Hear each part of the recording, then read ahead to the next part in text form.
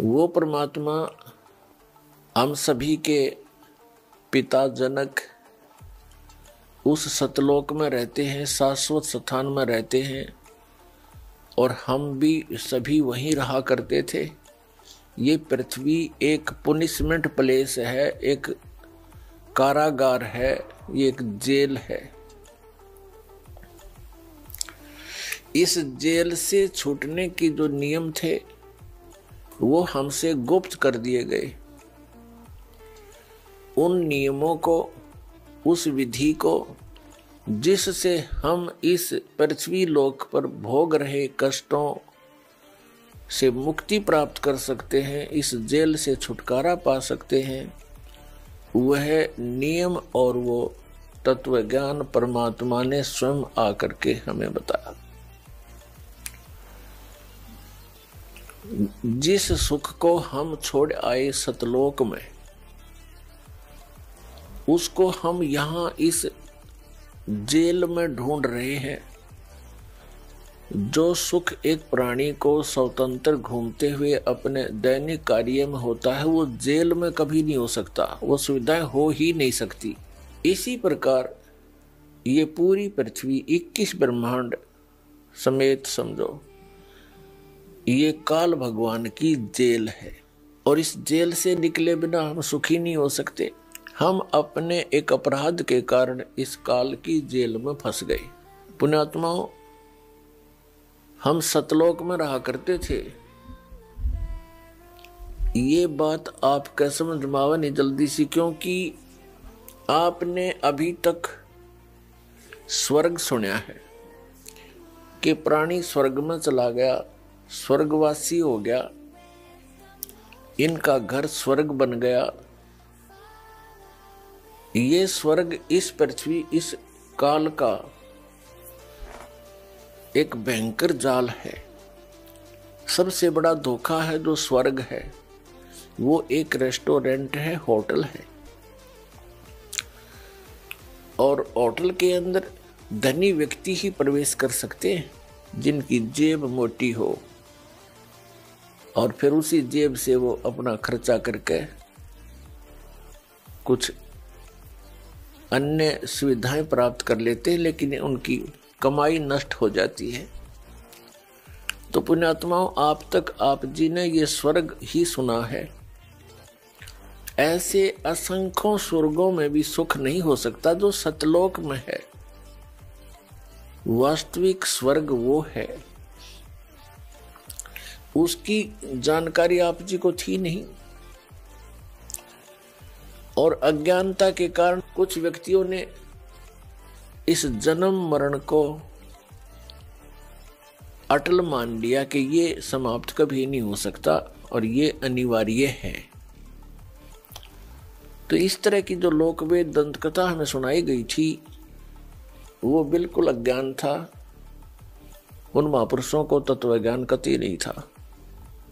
उसकी पूर्ति करने के लिए परमात्मा को स्वयं आना पड़ता है।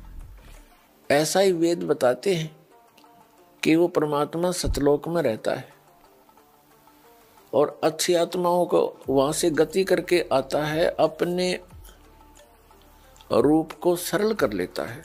क्योंकि परमात्मा सतलोक में एक बहुत बड़े सिंहासन के ऊपर विराजमान है, जैसे राजा लोग बैठते हैं। सिर पे मुकुट है, श्वेत छत्र है, बहुत बड़ा महल है मालिक का, उसका एक गुम्बज टाइप बना हुआ है।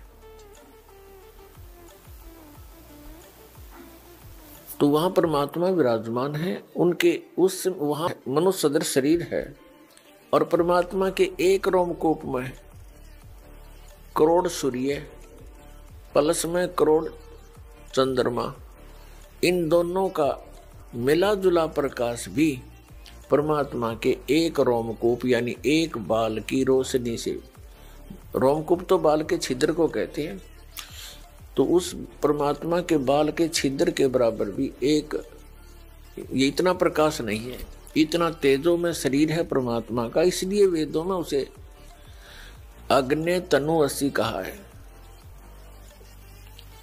अग्नि माने उस तेजो में शरीर युक्त परमेश्वर का, तनु माने शरीर, असी माने है।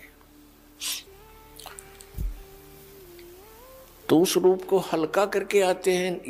यदि उसी शोभा में, उसी प्रकाश युक्त शरीर से यहां आ जाए तो हमारी चरम दृष्टि उनको देख नहीं सकती, उस प्रकाश को सहन नहीं कर सकती।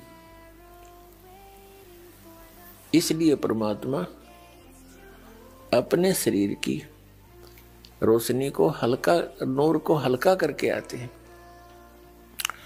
अच्छी आत्माओं को मिलते हैं, उनको तत्व ज्ञान से परिचित कराते हैं, यह वेद बताते हैं। और यही लीलाएं की किसने? कबीर देव ने, कबीर साहब जी ने, कबीर परमेश्वर जी।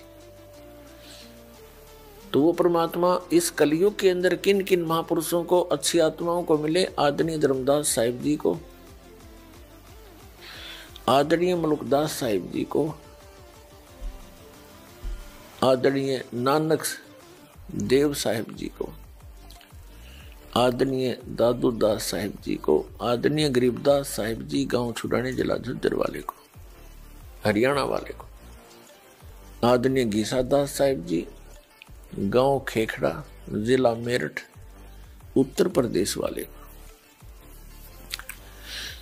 और आदरणीय स्वामी रामानंद जी को। ऐसे अनेकों महापुरुषों को परमात्मा मिले, उन दृढ़ भक्तों को, और उनको सचखंड लेकर गए, उस शाश्वत स्थान में लेकर गए उनकी आत्मा को, स्थूल शरीर को यहां छोड़कर ऊपर के सभी लोकों की जानकारी दी, काल भगवान की जानकारी दी। हम कैसे काल के जाल में फंसे, ये सब कारण बताए। फिर उन महापुरुषों को वापस शरीर में, बॉडी में छोड़ दिया। उन पुण्यात्माओं ने परमात्मा की महिमा का गुणगान किया, क्षेत्र में जाके जगह जगह जाकर परमात्मा के वाणी का प्रचार किया। लेकिन हमारे अंदर अज्ञान इतना गहरा हो चुका होता है कि हम परमात्मा के इस यथार्थ ज्ञान को स्वीकार नहीं कर पाते, और जिस कारण से आज तक हम इस काल की जेल से नहीं निकले। और हमने यहाँ की व्यवस्थाओं को, यहाँ परमात्मा की प्राप्ति और परमात्मा से मिलने वाले लाभ ना प्राप्त होने से, परमात्मा की प्राप्ति ना होने से, हमने यहाँ की अपनी विधि से, अपनी सूझबूझ से कुछ परंपराएं बना ली, और यही जन्म और मरण के इस कोल्लू में हम पक्के हो गए। हमें और कोई दिमाग में हमारा बात आती ही नहीं कि बस इतना ही काम है, जन्म हो गया, शिक्षा ग्रहण कर ले, और फिर बड़े होकर विवाह हो जाए, विवाह के बाद संतान हो, संतान की परवरिश करें, इनका विवाह कर दे, फिर मर जावा, बस, नथिंग एल्स, नो प्रॉब्लम। ये कोई काम है?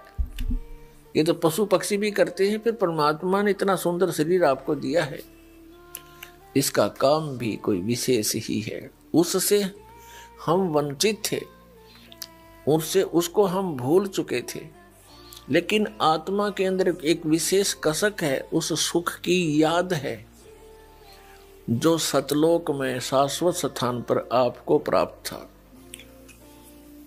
तो उसको हम यहां खोज रहे हैं। जैसे खांड की मंडी में,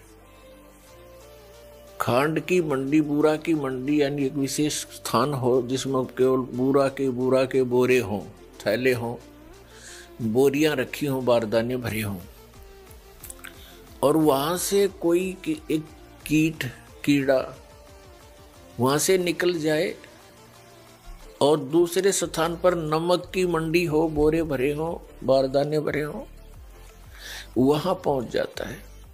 दोनों का कलर सेम होता है, लेकिन टेस्ट में दिन और रात का अंतर होता है। तो वो चाहे 1000 बोरों में, नमक वाले बोरों में हजारों में घूम ले, वो टेस्ट उसको बुरा वाला नहीं आ सकता। 21 ब्रह्मांड है इस काल भगवान के, जहां हम फंस गए हैं। हम यहाँ पृथ्वी लोक रूपी नमक के बोरे में, और हम बुरा का टेस्ट खोज रहे हैं। कभी नहीं हो सकता, कभी नहीं मिल सकता। वो तो वो बुरा की मंडी फेर मिला है, और वो बोरे मिलने तो वही टेस्ट फिर प्राप्त हो, वो आनंद फिर आवे। उसके लिए परमात्मा आते हैं और महापुरुषों को मिलते हैं।